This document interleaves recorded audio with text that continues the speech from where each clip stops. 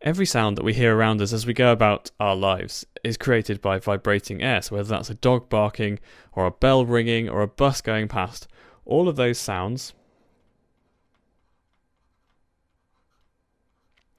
reach us as vibrating air. So the energy from whatever's creating the sound, whether it's a piano playing or someone talking, gets transferred to the air, and that air passes on the vibrations of that sound until it eventually reaches our ears. So an important example to remember is the end of Star Wars with the Death Star. If you haven't seen Star Wars, go and see Star Wars, because at the end of Star Wars, Luke Skywalker, using the Force, is amazingly able to blow up the Death Star, and we see this enormous explosion, and everything is going to be alright again, and Darth Vader has been defeated, etc.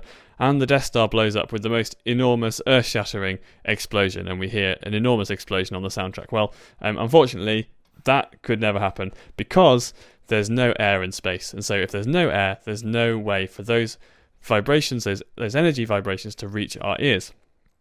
So we'll get rid of the Death Star and come back down to planet Earth.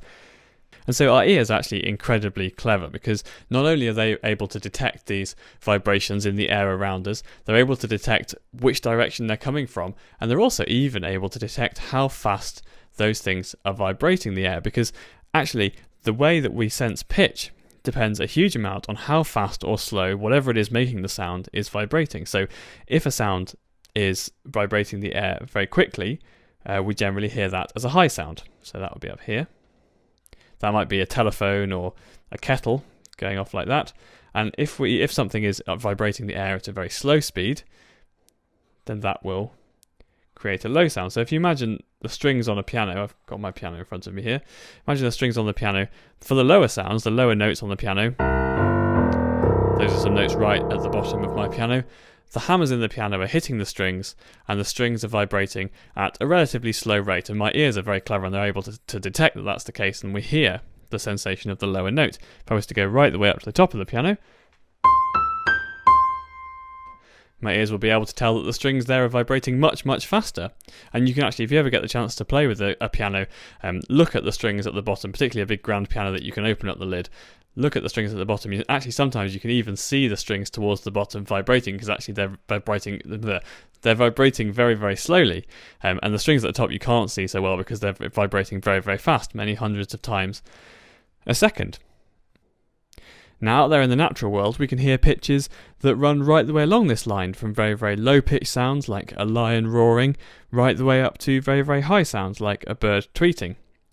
But for us, if we're going to get the most out of pitch, and we're going to be able to play together with other people, and the sounds that we make are going to kind of match up and agree, we're going to have to come up with some kind of system so that all of our instruments and everything that we sing and play can be controlled and can be used in a helpful way. And the way we do that is we just pick some points, because this is just a constant line. It goes from low sounds to high sounds. So these are things that vibrate very slowly, and these are things that vibrate very quickly, and we're just going to pick some points along this line. And this is what the earliest musicians did. They sort of started to explore music, and they picked some points along this line that they thought would be useful. And these are just particular pitches. And so the higher up we go along the line, the faster whatever it is making the sound will be vibrating the air. And so each one of these we call a pitch.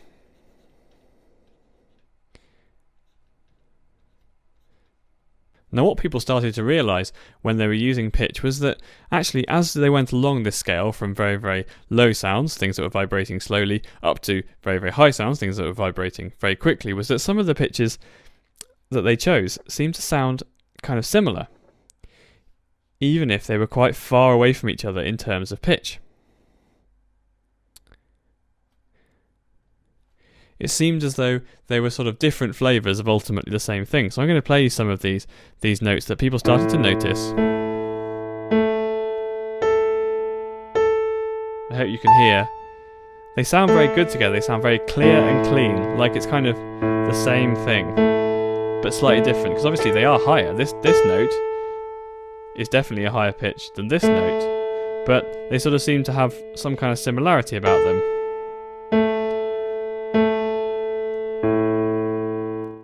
Now, Now what these early musicians noticed was that these notes that had sort of similar characteristics were actually quite a good way to split up the scale of pitches running from very, very high to very low, because it kind of seemed to repeat. It was kind of, you found a sound, you went through a load of different sounds, getting higher and higher and higher, and then eventually you get back to one that sounds of a similar type again. So just like this. And they were sure there was something important about this. And now actually what's happened is as sort of science has caught up a little bit with the ears of those ingenious first musicians, they've actually been able to measure very, very closely what's going on. And it turns out that we get one of these similar sounding notes every time we double the speed at which whatever it is vibrating. So we use hertz to talk about speed of vibration, and all that means is how many times a second something is vibrating. And so if we find a sound that is 110 hertz, that means it vibrates 110 times a second.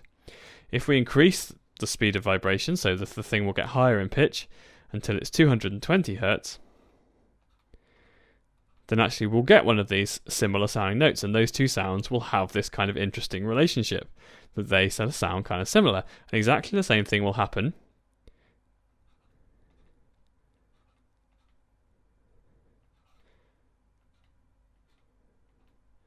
if we double it again and find a sound that is 440 hertz. And in Western music, things that are vibrating at these three speeds have a special name, and it's a very easy one to remember. It's just A.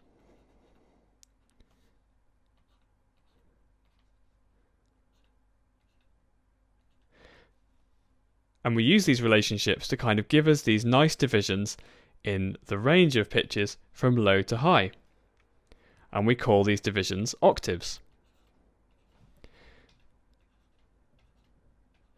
And so in Western music it's quite useful to measure pitch in these octaves, and we say that the distance from this A, that vibrates at 110 Hz, over to this A, that vibrates at 220 Hz, is 1 octave. And equally, the distance between this A, at 220 Hz, and this A, at 440 Hz, is also 1 octave. Now of course, with only these A pitches to play with, most of the music that anyone would write would be pretty boring. But fortunately, we can split these octaves further into many more pitches, and that's what we'll be looking at in the next lesson.